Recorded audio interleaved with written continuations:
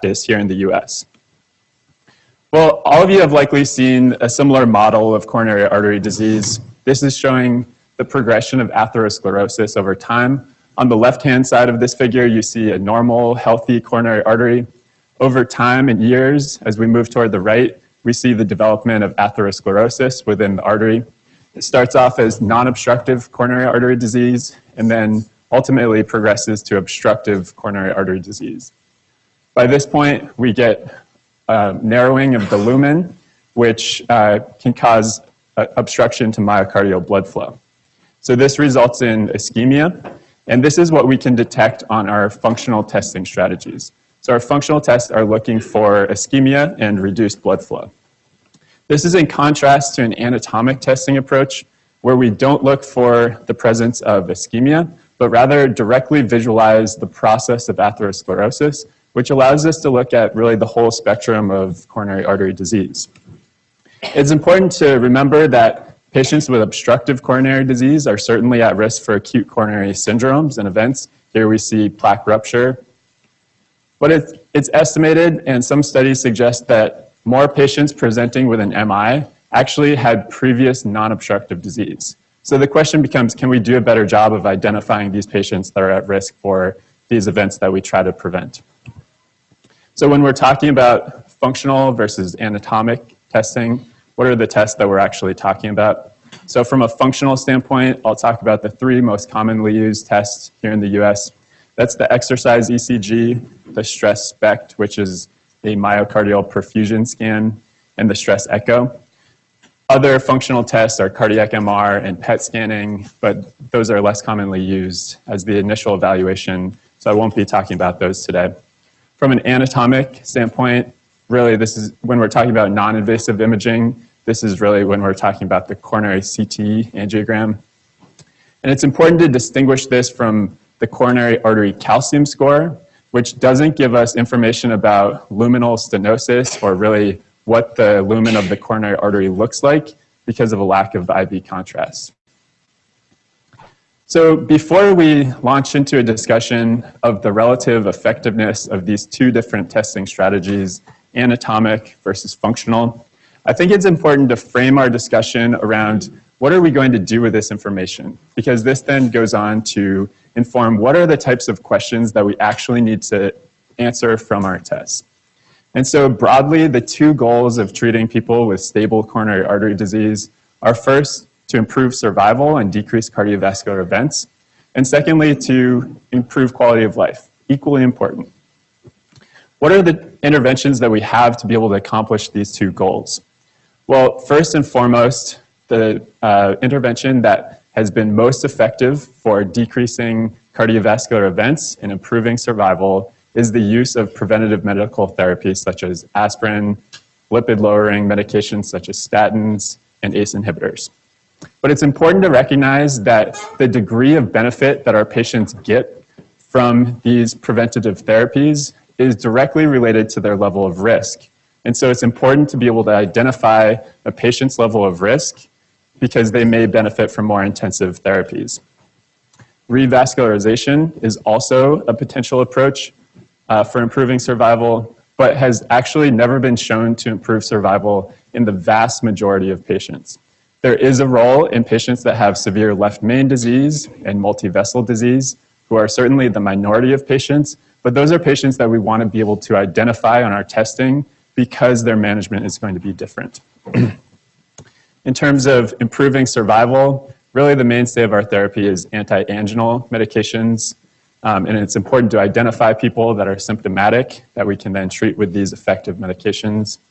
And then finally, revascularization is typically reserved for patients that have refractory symptoms despite medical therapy. So in light of that framework of what are we trying to accomplish, I think the difficulty that we have in comparing the effectiveness of a functional versus anatomic approach, with anatomic being coronary CTA, is that the majority of studies that have tried to compare the effectiveness of these two strategies have done so by comparing their ability to answer a simple binary question of, does the patient have obstructive coronary disease, yes or no? And what I'm going to argue today is that is not how we should be approaching that is not how we should be approaching this question of the comparative effectiveness of the two strategies, because that's looking at just a limited amount of information that we can get from these tests, and that we can do better than that. Instead, I think we need to consider what are the ultimate goals of our testing, because that will inform the types of questions that we need to answer from our testing. And ultimately, what we're trying to do is guide appropriate medical therapy and revascularization based on the findings of our testing. And that requires both an accurate diagnosis and taking into the perspective all of the available information we can get about diagnosis. But prognosis is also essential in this question.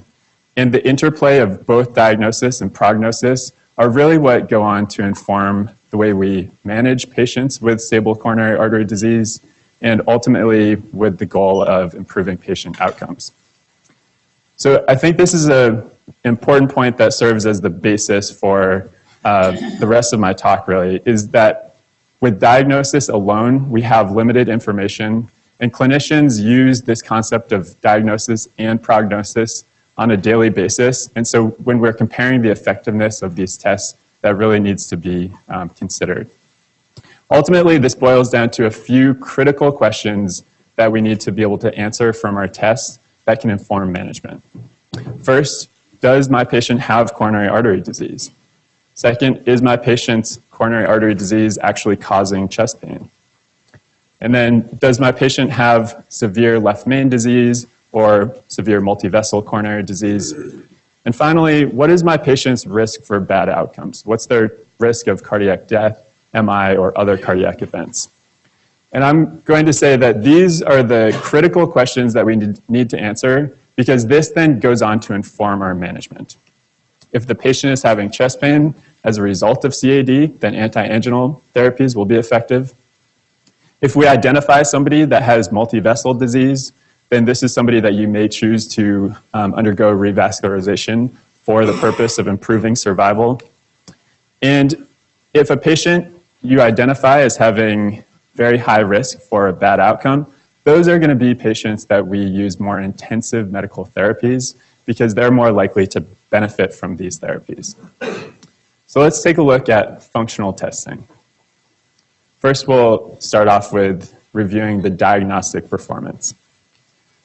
So these figures that you see here are showing the sensitivity and specificity of our three most common functional testing options. So in gray, we see stress ECG, red, we see stress SPECT, and yellow is stress echo. These figures are based on large meta-analyses of thousands of patients that underwent both this functional test and invasive coronary angiography as the gold standard. So we're comparing what is the sensitivity and specificity of these functional tests to our gold standard of invasive angiography. Here we see that the stress ECG actually has a relatively modest diagnostic sensitivity of 68% in this study of greater than 24,000 patients. Functional imaging can improve our sensitivity by increasing it up into the mid to high 80% range. And then in terms of specificity, they all perform fairly similarly, but the stress SPECT does lag behind the other two. So it's important to consider that our diagnostic sensitivity from functional tests are generally in the 70 to mid 80% range. So we also said that evaluation of multivessel disease or severe left main disease is important in the initial evaluation. How well does our functional testing do in that regard? Well, this is a study that used the Duke treadmill score. I'll go into a little more detail about the Duke treadmill score in a couple of slides. But this is a study that compared 2,800 patients that underwent a stress ECG, and they also had invasive coronary angiography. They were then stratified according to whether they were low, intermediate, or high risk based on this Duke treadmill score. And as you can see here, the Duke treadmill score as a prognostic score can identify patients that are at increased risk for this severe or extensive coronary artery disease. You see that in the setting of people that are high risk, they have a very high prevalence of this severe disease. Also in the setting of intermediate risk, a decently high risk of having multi-vessel disease. In those that have a low risk, certainly lower prevalence, but we are not able to fully rule out the presence with a prevalence of about 10% in that group. The addition of functional imaging does add some to this, but it's still not perfect. So from a prognosis standpoint, I just told you that Dr. Finn recommends the stress ECG as the initial evaluation of patients with suspected coronary artery disease. But then I also told you that the diagnostic sensitivity is actually not great. So why are we still using this test? And the answer is that it's the powerful prognosis that we get from this information. And this can be seen in various scoring systems, but the Duke treadmill score has been the most robustly studied and validated over the past few decades. So what is the Duke treadmill score? So it's actually a simple score based on the exercise duration during the test, degree of ST segment deviation, and the degree of angina. And through simple arithmetic, we can then go on to calculate our Duke treadmill score, which has been shown to provide a very accurate prognosis. This was shown in the original validation study of outpatients undergoing stress ECG in the initial evaluation of suspected angina or suspected coronary artery disease. And we see here that the Duke treadmill score was very capable of stratifying patients according to their risk of bad outcomes. Here they looked at in greater than 600 patients followed for over 4 years for the risk of mortality. As you can see here, patients that had a low risk score had very good prognosis. They had only about 0.25% mortality annually. However, those that fell into a high risk score had much worse prognosis with greater than 5% annualized mortality for those patients. Thus, based on this score, we're able to identify patients that are likely to do worse and would likely benefit from more aggressive medical therapy or revascularization. We can actually provide incremental benefit to our prognostic abilities of the stress ECG. So our functional imaging approaches can provide incremental benefit in prognosis over and above the stress ECG. This was shown in a paper that looked at 2,000 patients that underwent stress ECG as well as stress SPECT.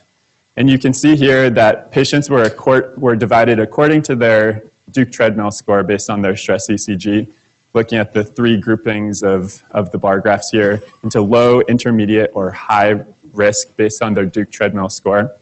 But then the degree of abnormality of the stress SPECT can further stratify a patient's risk of having bad outcomes, in this case, cardiac death or MI. And you can see in the hash marked bars that represents a normal scan. In the black bars, that's a mild ischemia, and in the solid gray bars represents severe ischemia. So we can see that in all of these Duke treadmill classifications, we can reclassify a patient's level of risk.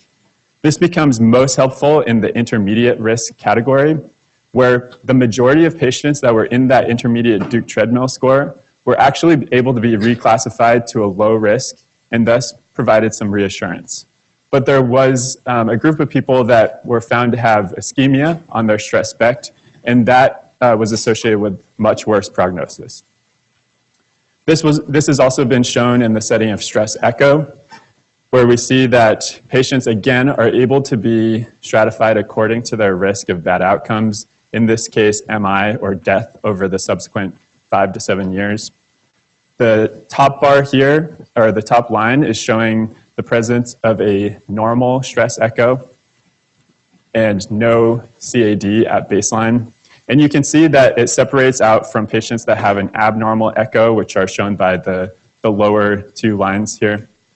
But it's important to recognize that a normal stress echo can provide very accurate prognosis, and it can provide a lot of reassurance. Here we see that those that had a negative stress echo had very good outcomes over the subsequent 5 years, with only about a 1% rate of either MI or death over that period of time.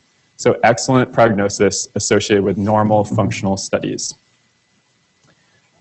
This is a study that also showed that we can provide incremental prognosis to patients that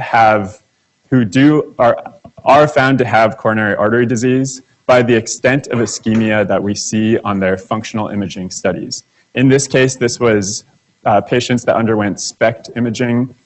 10,000 patients were enrolled in the study. And as you can see here, the patients who had more extensive ischemia, as shown in the horizontal axis here, as the extent of myocardial ischemia increased on their scan, their risk dramatically increased. Patients were divided into those who underwent medical therapy alone or revascularization. And you can see here that there's actually appears to be a threshold that when patients are treated with medical therapy alone, they have worsening prognosis, and the use of revascularization does seem to have some benefit in those patients that have more extensive ischemia.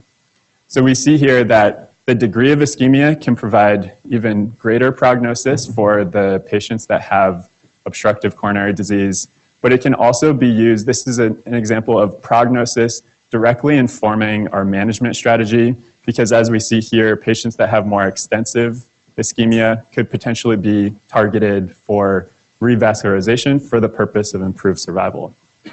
It's important to note that this has actually never been proven in a randomized controlled trial. Those trials are still ongoing, but this is the basis of some of our revascularization decisions. So let's turn our attention back to Cheryl. So let's say Cheryl underwent a stress ECG. She exercised for 9 minutes. She developed non-limiting chest pain during exercise, and there were no ST segments that were observed on her testing. So based on this, the lack of ST deviation, we would say that this was a negative study. So what does that mean about her likelihood of having coronary artery disease? Well, she started off with a 50% pretest probability. I plugged it into our nice 2x2 tables that we learned in medical school using a sensitivity of the test of 68%. And the post-test probability of her having obstructive coronary disease would be 30%. So we see it didn't really move the needle that much in terms of the stress ECG. But we do get very accurate prognosis from a low-risk score. So although we have some diagnostic uncertainty, we can say with fairly good certainty that she's going to do well over the next few years. How would she have done if she got stress imaging? Well, let's say she got a normal stress echo. How does this affect her post-test probability of disease? Based on the higher sensitivity of the test, it would move the needle more, and we can be further reassured with a lower probability at about 15%. So what implications does this have for how we're going to treat Cheryl going forward? So does she have obstructive coronary artery disease? I would say there's still some uncertainty, especially in the setting of the stress ECG. But whether she's having chest pain as a result of coronary disease, we didn't see any ischemia on our testing, so we can say that it would be very unlikely. But if she gives you a good story for it, you could still consider treating with anti-anginal therapy. Does she have severe left main or multivessel disease that would require revascularization? Well, we can say pretty confidently that no, she has a low Duke treadmill score, and a negative stress echo would rule that out pretty effectively. What is her risk of having subsequent coronary events? Well, we can say that it's very low risk. So in this setting, most people would probably manage her risk factors just according to primary prevention guidelines. So we can find that the functional testing can be helpful for many of these questions that we ask of our tests. So now let's transition from talking about a functional approach to an anatomic approach. So just as a reminder, when we're talking about functional testing, we're really looking for obstructive coronary disease and whether it's able to detect ischemia. And with an anatomic approach, we're able to see the whole picture of coronary artery disease and potentially use that to inform our management. I told you I was going to get you back, Scott.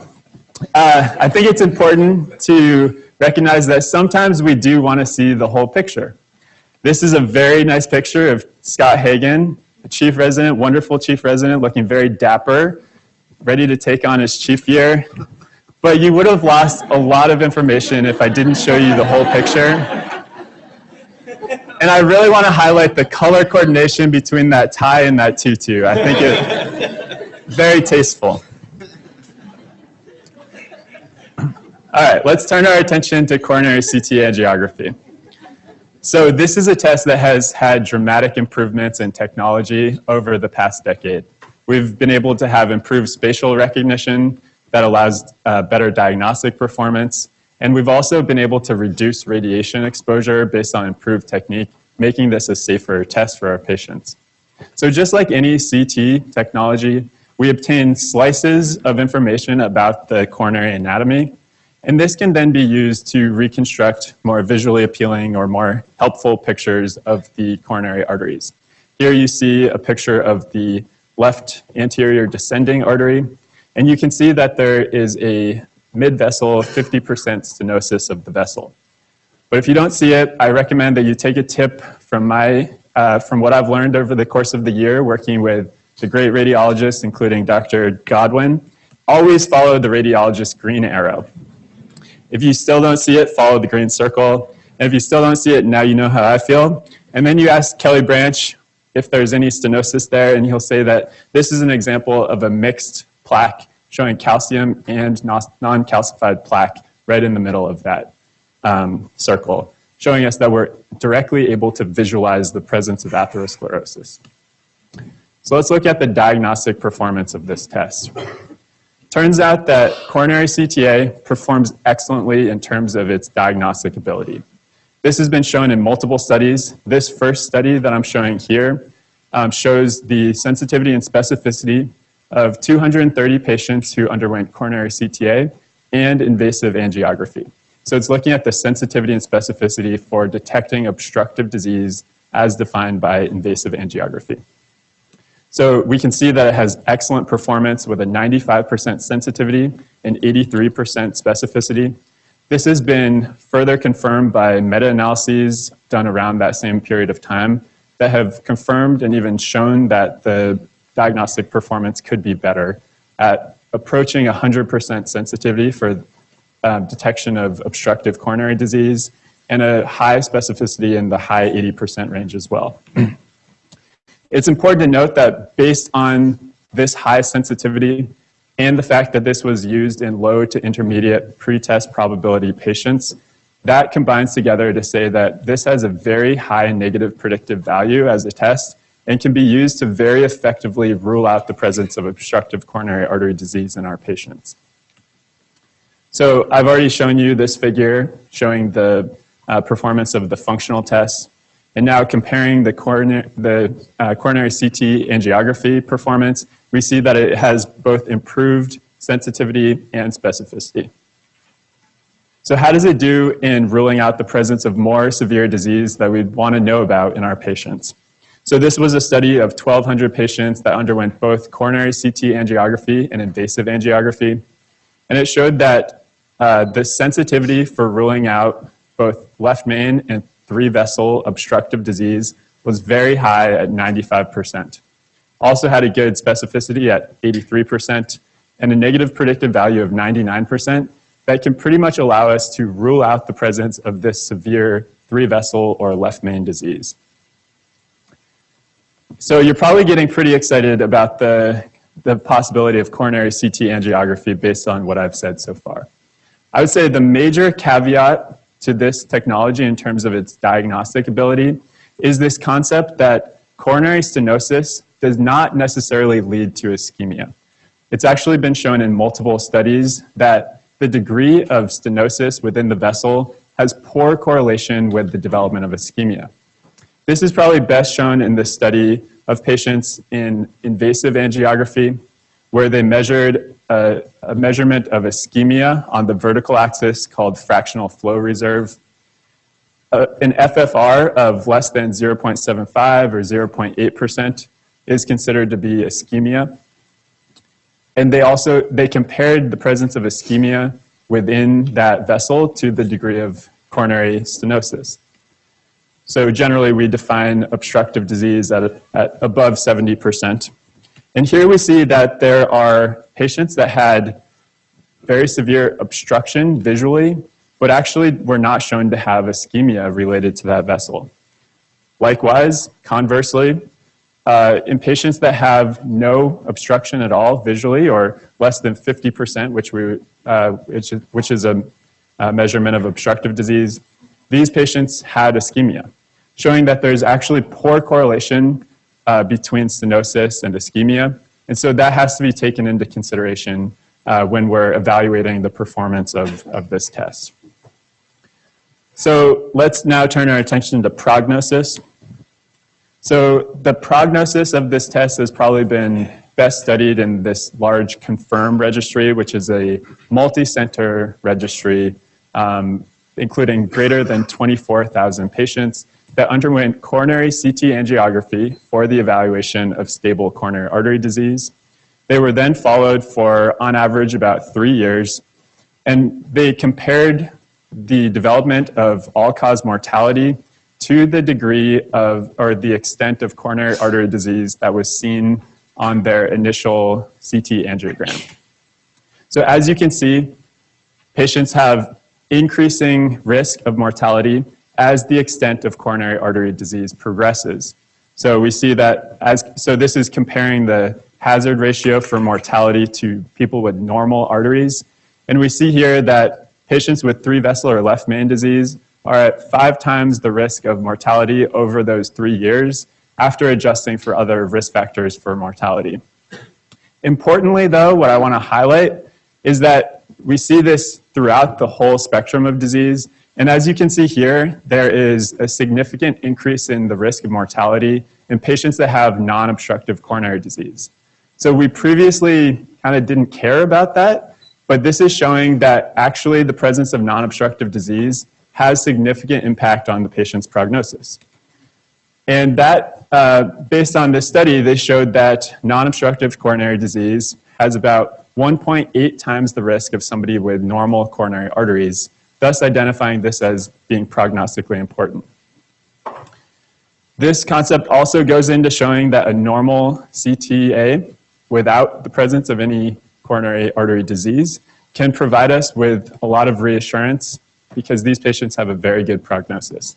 So this was shown in 1,200 patients that underwent coronary CT angiography. 500 of them had completely normal arteries, and all of these patients were followed up to 4 to 6 years. And as you can see in the line up at the top representing patients with completely normal arteries, they actually had 0 events, so no cardiac death or no MIs over that 5-year period of time. As compared to patients with non-obstructive disease, there was a higher risk of events, and again, those with obstructive disease, as expected, will have more events. But the concept that comes from this is that we can really provide our patients with a warranty period based on the results of a completely normal coronary CTA. And this, when we've compared it to the ability for a functional test to provide a warranty, does appear to be a longer warranty period and more robust. So let's take a look at Cheryl's CTA results. So here's an example of her left anterior descending artery, which we see a 40% stenosis of the proximal LAD. She has a 30% stenosis of her left circumflex and 20% stenosis of her RCA. And recall, based on the fact that she has non-obstructive disease, she would have had a negative stress ECG and negative stress echo. So how does this different information that we got from the coronary CTA compare to the information that we got from the stress ECG or echo, and how might our management strategies be different? And how does it do at answering our critical questions? So does Cheryl have coronary artery disease? Well, she doesn't have obstructive disease, but now we're identifying that non-obstructive disease is important, and she does have that. Is coronary artery disease causing her chest pain? Well, I showed you that the correlation between stenosis and ischemia is not great. So there is some degree of uncertainty, but less likely in the setting of her having at most a 40% stenosis. But you could still consider anti-anginal therapy, again, if she's telling you a consistent story. So does she have 3-vessel or left main disease, which we'd want to know about? We can say pretty definitively that no, she does not. And what's her risk of subsequent coronary events? Well, we do think that it's probably higher now that we've identified her as having non-obstructive disease. And based on that, she might actually have intensified medical therapy for the purpose of reducing subsequent events. So in summary, when we compare the relative effectiveness of a functional versus anatomic strategy with coronary CTA, I think some of the major benefits that we get from a functional standpoint is that we're actually able to detect the presence of ischemia, which allows us to inform management decisions based on the extent of ischemia. And we've shown through multiple studies and multiple decades of research into this that there's very robust prognostic information that can then go on to inform patient management. From a coronary CTA approach, some of the advantages are that it has superior diagnostic accuracy, which allows it to have a high negative predictive value. And we're also able to identify this non-obstructive coronary disease. The disadvantage, though, is this concept of stenosis not being well correlated with ischemia. So, wouldn't it be nice if we had a trial that would help us to compare the effectiveness of these two different strategies? Well, we have not only one, but two. So let's take a look at those. Okay, so the PROMISE trial. This was a trial of 10,000 patients in the US that were randomized to either a coronary CTA approach or a functional strategy. Within the functional strategy, this was at the discretion of their physician. They could go undergo ECG, echo, or SPECT, with the majority undergoing stress SPECT. Important to recognize that these were squarely in the middle of our pretest probability spectrum at 50%, and follow-up was 12 months, at least 12 months, but up to 3 years. So the bottom line of this study was that there was no difference in event rates in patients that were randomized to coronary CTA versus those that were randomized to a functional strategy. And if I zoom into that figure a little bit, you can see that the event rates were really superimposed on each other. And the events that they looked at was a large composite outcome of death, MI, revascularization, hospitalization for unstable angina, all of the things that we would want to prevent in our patients. No difference. The PROMISE trial had no promise for the superiority of coronary CTA. Let's take a look at the Scott-Hart trial. So this is a slightly different trial that involved greater than 4,000 patients out of Scotland, hence the name Scott-Hart.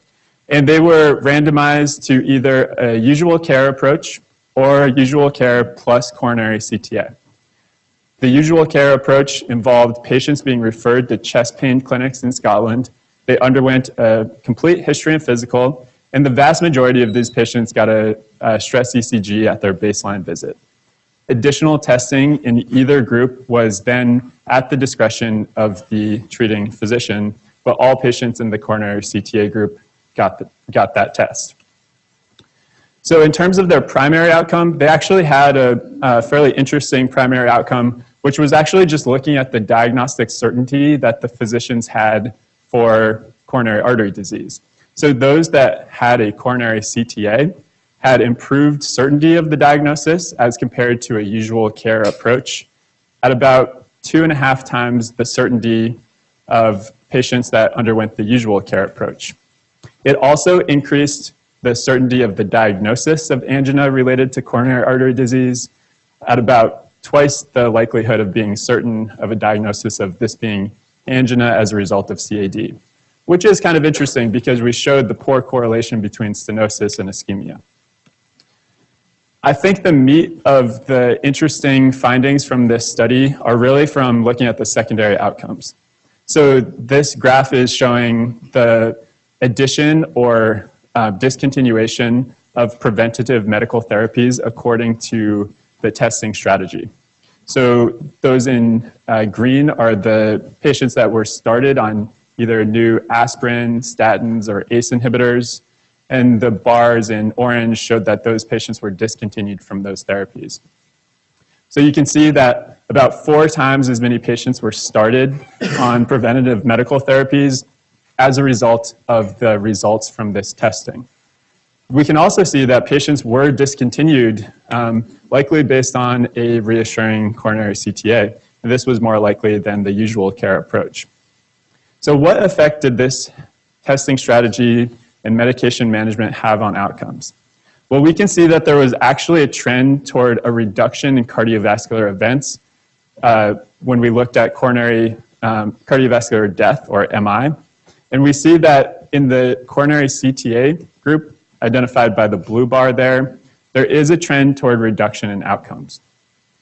When they did a post hoc analysis, they looked at after 50 days, which was the median time point to starting these medical therapies, and they did show that there was a significant reduction of 50% of the events in the coronary CTA group as compared to the usual care group. But it's important to note that this is a post hoc analysis of a secondary outcome.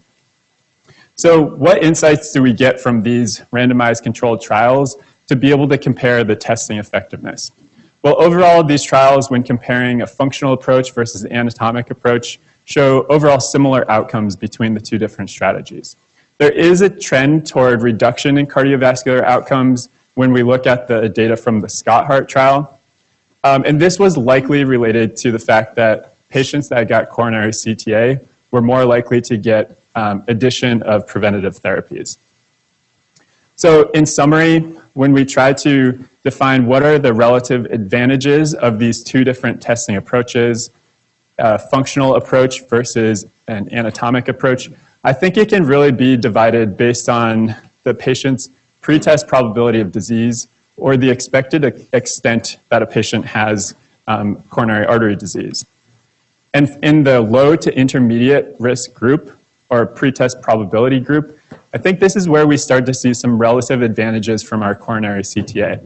This is based on the very high negative predictive value for our tests, which can help us to rule out obstructive disease. It also allows us to identify non-obstructive disease that can be prognostically important and guide management. And it also allows us to provide reassurance to our patients that have completely normal coronary arteries. In terms of patients that have intermediate to high pretest probability, I still think that the clear advantage is the functional testing approach, because this, in patients that we expect to have obstructive coronary disease, this allows us to get more information about the extent of disease, the extent of ischemia, and provides a powerful prognosis. Given the correlation with ischemia, this can provide causality for a patient's chest pain, and we have just so many more decades of data that help to guide our information about prognosis in these patients and management options. So in conclusion, I think that the coronary CTA, I hope that I've shown you that there is a rationale for its use, especially in patients with low to intermediate pretest probability. I think the question becomes, what are we going to do with this data, with these data? And I now, after reading through this, believe that the relative advantages of the coronary CTA as compared to a functional approach do make it a possible, I do think that it should be among the first-line testing options for patients with low to intermediate pretest probability. I don't think that we should go the way of the NICE guidelines by completely abandoning our functional tests. I think rather this should be an additional option that can be used especially for these low to intermediate pretest probability patients. And I don't think we should abandon the whole paradigm of functional testing, but I think there should be a melding of the two strategies together.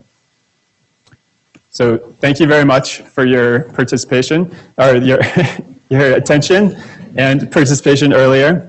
I want to acknowledge a few people that have been completely instrumental in putting together this presentation. So I want to thank Dr. Brad Annawalt for all of his help making my figures look really pretty. Dr. Kelly Branch, thank you for all your help in conceptualizing this talk. And Dr. Steve Finn, thank you for temporizing my excitement about coronary CTA and showing us that functional testing still has great value. I want to thank the chief residents for just a huge amount of support over the last year. It's been a lot of fun working with you. And the entire internal medicine residency, you guys are awesome. It's been so much fun working with you over the course of the year. I want to thank my parents and my wife, Amy, for all of the amazing things that she does and all of her support. So thank you very much.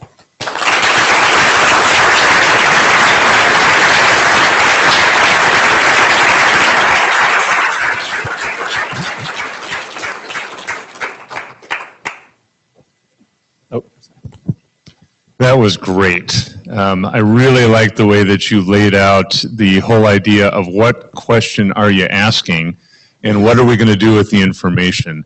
And I think that what that means is we're moving towards, in some ways, a more personalized cardiac testing than we have actually in the past.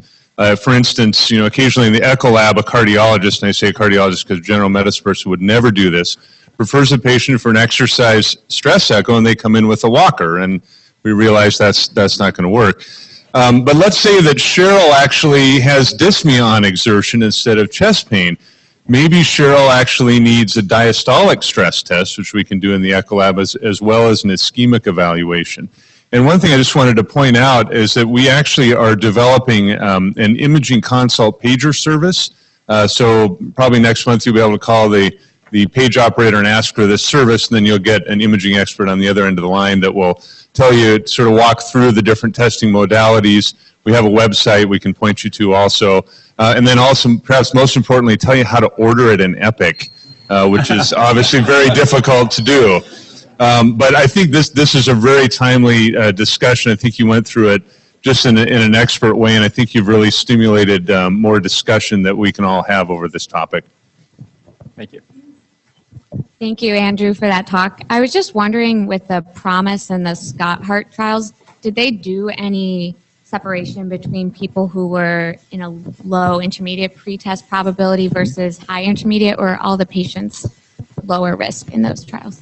It's a good question. An interesting aspect that I didn't go into in my presentation was that although they had, in the PROMISE trial, they had like squarely within the intermediate pretest probability of 50%, an interesting finding was that only 10% of them actually had obstructive disease, which really tells us that our use of like the Diamond Forrester plots for estimating pretest probability need to be improved upon, because those are kind of outdated.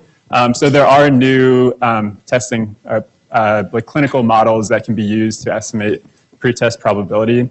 So it's kind of I guess I'm not answering your question perfectly, but they were actually on the lower end, despite the fact that they had this like 50% pretest probability. And I don't think that they, at least I'm not aware of them looking at patients differently based on that.